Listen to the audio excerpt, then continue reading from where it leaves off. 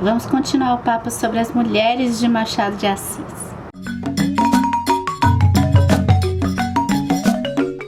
Toda vez que você for ler um conto do Machado de Assis, é interessante prestar bastante atenção nas mulheres. Eu tenho aprendido isso nessa jornada que a gente está fazendo juntas. Ou você no futuro está fazendo junto comigo, ou você aqui no presente acompanhando esses vídeos de uma série que a gente analisa conto a conto e conversa sobre conto a conto do Machado de Assis. Há alguns anos eu li um artigo que abordava a voz das personagens femininas do Machado de Assis. Ali plantou a sementinha desse meu desejo de fazer essa jornada aqui com vocês, de analisar conto a conto do Machado.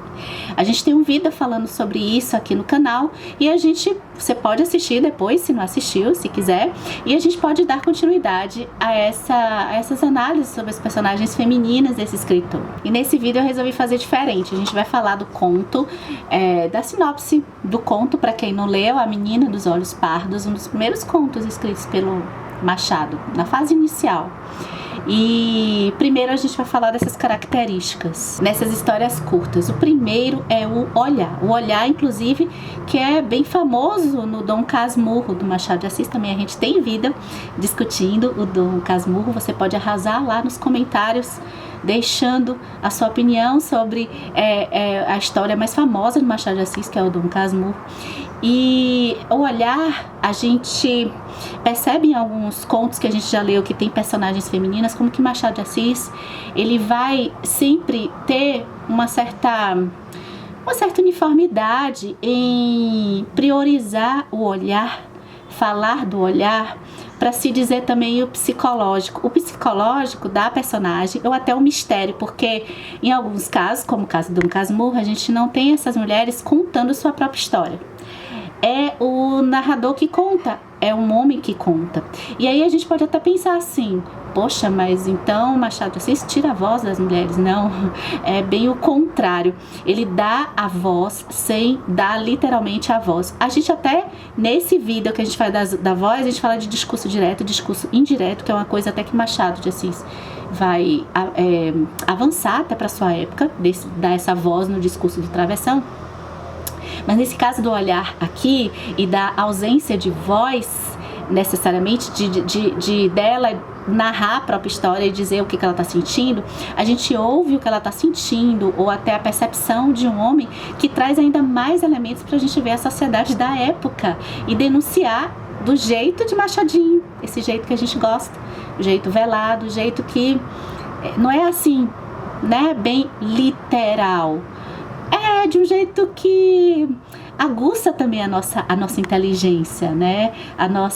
Nosso desenvolvimento como leitor, e aguça também como que ele estava sambando na cara dessa sociedade do Rio de Janeiro, limitada ao Rio de Janeiro, mas de forma universal.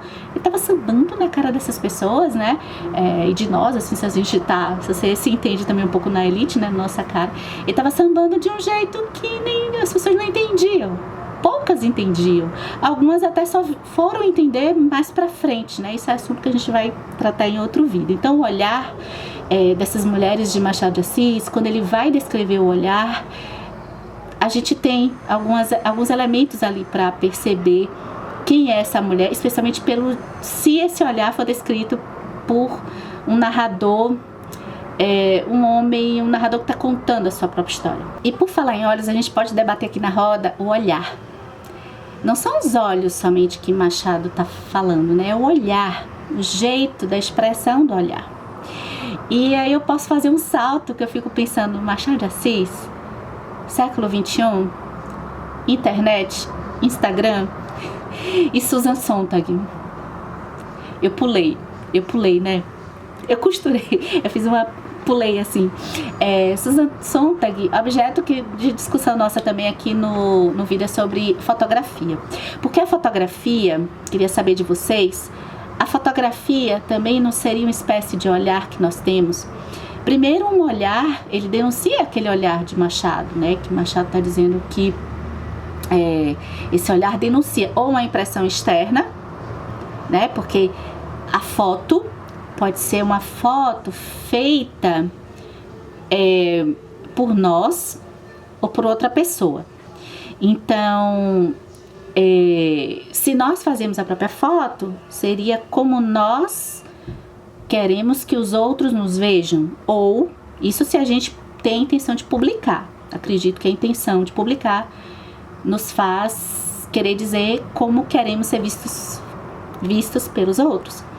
E essa foto, se feita por outras pessoas, é como os outros nos enxergam, que também podem ter nuances. Esse era o ponto que eu acho bem interessante nos contos do Machado, dos que eu já li, que eu tenho prestado atenção, até porque isso não foi eu que inventei, isso também está em alguns artigos que eu andei lendo, e todas as referências desse vídeo estão no box de descrições desse mesmo vídeo no YouTube, tá? Você pode pegar, depois pesquisar e ler os artigos que eu recomendo bastante. Então, o interessante das características físicas dessas descrições, e recentemente eu tenho pego isso no Machado, eu já peguei a dica, né? Então eu fico mais atenta, é que essas descrições físicas, elas acabam passando também pelo psicológico, e pelas pessoas que pesquisam Machado de Assis, isso não é fácil de fazer. E quando eu fui ler A Menina dos Olhos Pardos, prestando bastante atenção nesse ponto, eu fui vendo como que ele consegue delinear e não cair no estereótipo, o que até pode parecer numa leitura, talvez, pode acontecer da gente achar o estereótipo, mas não. Ele vai na questão do comportamento e do social, da sociedade da época. Ou seja, não tem um estereótipo de loura burra, de mulher bonita e então femme fatale. A beleza pode significar uma astúcia, uma mulher ambiciosa, mas pode delinear também uma graciosidade, que é o caso de Helena no nosso conto aqui. Uma coisa sobre descrição física que eu não consigo esquecer, e eu li pelo Stephen King num prefácio de uma edição que eu tinha, eu não tenho mais, da Torre Negra, que foi uma história que eu não gostei. O Stephen King, ele fala sobre as descrições, como que ele, depois ao reler a Torre Negra, o primeiro da série, se eu não me engano, é o primeiro, um dos primeiros que ele escreveu, se não o primeiro, e ele se acha muito imaturo nesse livro, e ficou segurando a mão para não mudar, queria mudar. Esse processo de mudança é muito bonito no Stephen King, que ele reconhece, como também nós leitores passamos, os escritores passam também por esse amadurecimento, né?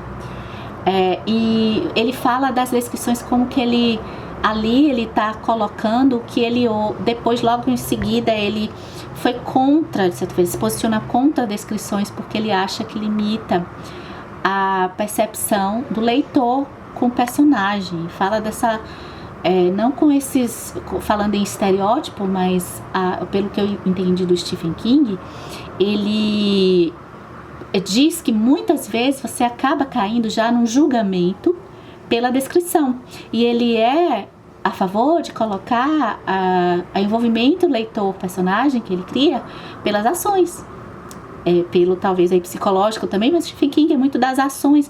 Ele tem um jeito de construir personagem que eu gosto muito, porque ele é rápido, assim, já está se envolvendo, se importando, às vezes em 2 páginas só lidas. E isso tem um diálogo com Machado de Assis. Machado de Assis se posiciona também contra o naturalismo, que depois a gente vai conversar melhor em outro vídeo, ou seja, que uma condição genética, uma condição seja determinante do que a pessoa vai fazer. Então ele está num certo universal, porque ele está no psicológico, e algo universal quando as pessoas até de outros países leem. Tem pessoas que eu estou acompanhando que estão lendo Machado de Assis. A gente tá aqui falando nos vlogs do canal, recomendando alguns canais para quem entende o inglês, né? A Emma, Christian Jones e outras, né? Que esqueci agora uma também do Canadá, que ficou encantada com o conto O Espelho, de Machado de Assis. Um dos meus preferidos, tá na lista. Um dia eu vou fazer já uma lista. Deixa eu chegar a 50, né? Eu vou fazer uma lista, um top 10 do que eu acho. Não sei se vai ser fácil escolher um top 10 em volta. Então, essa descrição física é também um ponto interessante da gente perceber essa conexão que ele consegue fazer da descrição física com a parte psicológica e até social, de certa forma, sem cair no estereótipo. Uma coisa que eu percebi que caiu no Thomas Mann, que também é um escritor renomado, mas eu senti essa característica física como muleta para um estereótipo e até, de certa forma, uma espécie de desqualificação de sociedade latino-americana, tá? Mas aí também isso tá em outro vídeo, eu acho, dos Buddenbrook. E aí vem o quarto tema, o casamento. Casamento é bem crucial, a gente já tem Confissões de uma Viúva Moça, Dona Benedita, quem mais? Linha Reta, Linha Curva.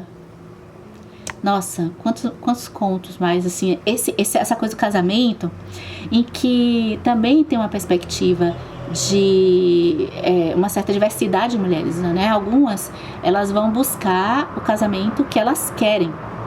Outras vão ser um pouco mais passivas, mas é interessante como Machado, ele tá colocando ali os elementos no conto, para que a gente perceba que a mulher não tem muita escolha, ok?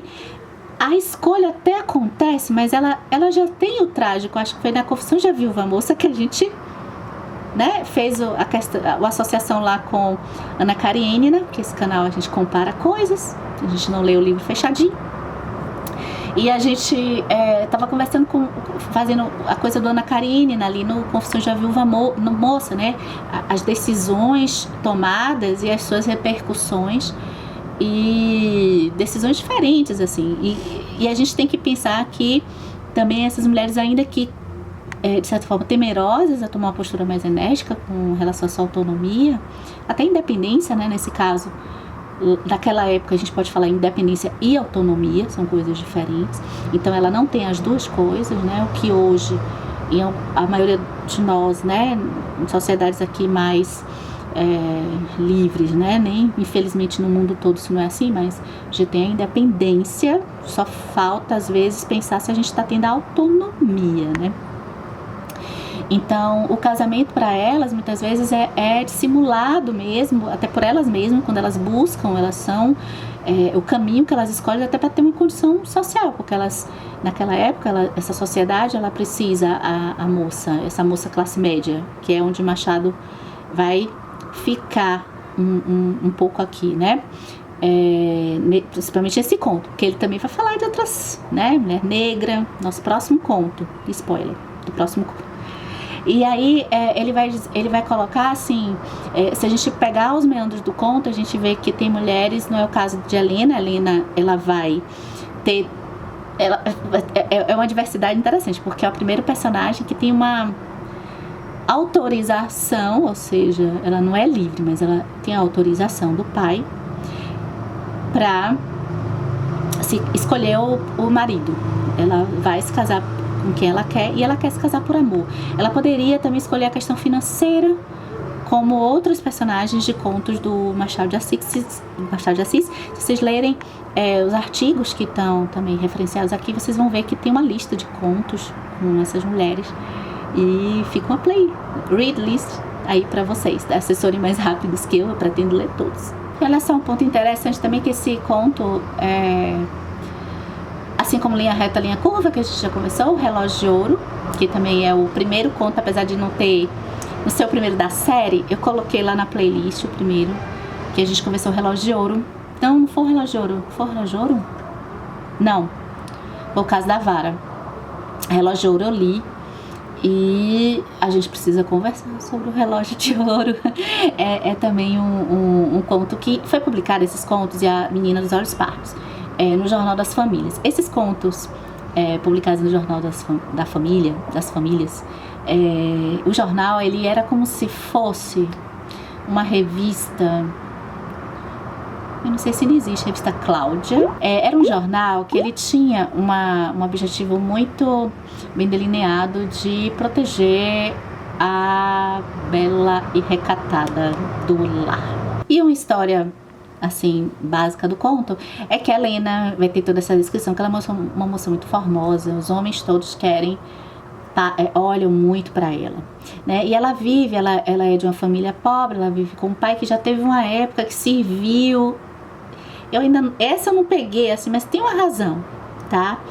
que o pai serviu, ele ia servir mesmo no exército, mas acabou fazendo alguma atividade assim burocrática, mas sei lá, foi. Então, mas tá lá, eles são pobres. E tem uma família que visita a casa delas, a casa deles, sempre assim, tem uma frequência, né? Que eles são uma classe um pouco média, assim, um pouco não pobres. E é o Leandro, o pai é Leandro, e o filho, que é o Valentim. E aí chega a hora que existe uma conversa que a Helena tá boa pra casar. Boa pra casar é ótimo, mas é assim mesmo, boa pra casar. E o pai começa a pensar nisso, ele não tinha pensado antes. E ele vai consultar o Leandro, porque o Leandro, depois dessa conversa, deixou um pouco de ir na casa, né?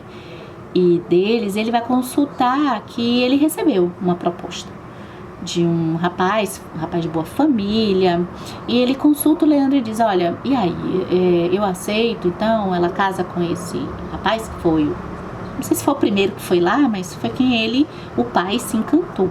E o Leandro diz: olha, eu acho que você deve deixar a Helena escolher quem ela quer casar, certo? Acho que o coração dela que deve decidir. Depois dessa conversa, continua o Leandro e o Valentim, o filho, sem ir na casa lá da Helena. E o pai também estranha, porque isso aconteceu, né? Quando eles se encontram, o pai vai dizer: olha, Helena, ela não quis casar com esse rapaz. A partir daí, o pai e o filho voltam a visitar a casa da Helena, como antes. E acho que a partir daí, o que acontece, né? Eu vivi a experiência além desse conto, que eu não sabia muito do que ia acontecer, e foi legal porque eu tinha algumas surpresas. E o que a gente pode conversar aqui na roda? Primeiro, alguns contos do Machado de Assis, a gente até já conversou, alguns comentários são maravilhosos, excelentes, né? E eu me lembro da dificuldade, às vezes, enfrentada por vocês e por mim também. Nós não estudamos, né? E eu acho que até quem estuda talvez se depara com alguma... Acho que Machado é uma coisa que você tem que ler, reler, treler. E a gente comenta a sensação de ficar que nem um John Travolta. E esse não é um conto que a gente vai ficar que nem o John Travolta. Uma coisa ali pode ficar um pouco, mas é um conto mais fechadinho, que é uma novidade. Eu acho que a temática que mais me surpreendeu nesse conto, uma temática que eu fiquei... a gente pode até falar assim da questão da mulher. Helena tem escolhas, Helena leva um certo mistério que eu acho que sustenta o conto na nossa leitura. Eu mesmo queria saber, peraí, eu quero saber, eu fiquei com essa sensação gostosa de querer, nossa, isso tem que resolver. Mas o chave, assim, de tema que eu não me lembro de ter lido, a não ser na Bíblia, de certa forma, é a abnegação. No vídeo que a gente conversou do conto da Lígia Fagundes Telles, né, da temática do amor, da paixão, lá em Lígia Fagundes Telles, a gente comentou sobre essa questão da paixão, do patos, do amor filia, o amor eros. Aqui, Machado de Assis é um tipo de amor, ou até pelo texto, talvez, não sei se aqui estaria uma idealização, né? Mas o amor aqui é um amor que ele tá pensando sempre em quem está à sua volta, na pessoa amada. É um amor bonito, eu achei isso. É um amor de abnegação, mas não é de uma abnegação de anulação do próprio eu, não é isso. É porque a gente tem aí o famoso triângulo amoroso, mas esse triângulo, se você está saturado, vale a pena. É um triângulo interessante para a gente pensar diversas abordagens, e a complexidade dos sentimentos, a dúvida que às vezes ficava dos sentimentos. A gente tem pai e filho gostando de uma mesma mulher, ok? E o jeito que ele aborda é como que os silêncios entre esses dois homens. Não só, eu acho que para esconder uma vergonha, não sei, porque é dos dois os silêncios, silêncio sobre os sentimentos, né? Mas o filho, o Valentim, ele pode tomar uma atitude, pode assim na cabeça dele, né? O pai não consegue tomar uma atitude. E aí a dúvida do mistério de Helena, que eu jogo também aqui na roda, é de quem ela gostou. Eu acho que ela gostou dos dois em momentos diferentes. Eu fiquei com essa sensação. E Machado não deixa... Eu acho que ele deixa um pouco claro, não sei se tão claro assim, eu não sei se vocês acharam mais óbvio, mas eu não achei a Helena tão clara. O pai não. O pai e o filho foram claros. E os dois, pai e filho, eles deixam ela um pro outro. Eu achei bonito isso que eu tô chamando de abnegação. Isso passa um pouco pela ética. O dicionário de filosofia, organizado por Nicola Abganano, não sei pronunciar errado, tá? Dicionário de filosofia. E para ver a questão da ética, né? A ética, ela passa pelo meio e pelo fim. Agora, Leandro é contraditório, tá? Leandro vai passear no decorrer do conto com algumas atitudes, mas a consciência vem, né? E o que é a ética passando pelo meio e pelo fim? Não só o objetivo, né, que a gente tem, estaria com essa consciência, é uma consciência de si, é uma consciência de que algo a gente não deve fazer. Eu gosto da definição do Cortella, em que a gente tem que fazer as 3 perguntas, né? Devo, posso, quero. Se nas 3 a gente responder ok, possivelmente já é um parâmetro pra gente ver que realmente que aquilo possivelmente será ético, né? E aqui a gente ele fala no dicionário do meio e do fim, porque não só existe também vertentes aí na filosofia. Eu não estudo filosofia, eu gosto, só apreciador. Que você pode, que acho que é utilitarismo, se eu não me engano. Você pode, o meio pode até não ser, Maquiavel, né? O meio pode não ser ético, mas se o fim for, ok. O que você acha, né? Contraditório, né? Tem outro vídeo a gente conversa. Aí, aqui, eu fico pensando como que o meio também é discutido por Machado, né? O meio e o fim, porque o fim, os dois eu acho que estavam com o fim. O pai até gostava dela antes, né? Acho que a gente termina a discussão sobre a menina dos olhos pardos. Acho que esse vídeo ficou gigante, eu queria que fosse até um vídeo menor, mas eu não consigo, tá? Espero que vocês tenham gostado. A Tibiajar vai ficar próximo vídeo, porque esse vídeo já tá muito grande, mas aguardem. A gente não vai ler a menina dos olhos pardos, foi sorteada na Tibiajar, que a gente tá sorteando os contos que a gente vai ler, mas aconteceu o seguinte, eu tô fazendo um curso do professor Flávio Vassoleri. Eu vou deixar até o link aqui do canal dele aqui do YouTube, e ele vai produzindo curso assim dos meus dois. Eu tô vivendo um triângulo amoroso também, tô vivendo Dostoiévski, Machado de Assis, meus 2 boys. E eu tô fazendo o curso do Dostoiévski, Machado de Assis. Ele tá fazendo mensalmente cursos sobre Dostoiévski, Camus, Dostoiévski, Nietzsche, Dostoiévski, Freud. E são excelentes, tenho gostado muito. E eu tô fazendo do Dostoiévski com Machado de Assis, que a gente vai ter que ler os contos que a gente está discutindo lá, quer dizer, ele está ensinando, na verdade. Eu já li menos o Pai contra a Mãe, então eu vou aproveitar para trazer aqui pro canal o Pai contra a Mãe. E por conta da leitura da Menina dos Olhos Pardos, eu tenho que ler imediatamente o conto Mariana. Então a gente vai conversar sobre 2 contos já fechadinhos aqui neste canal, que é Mariana e a Menina dos Olhos, e Pai contra a Mãe, tá certo? E depois a gente segue com a Tibiajar, tá certo? Então é isso, e até o próximo vídeo.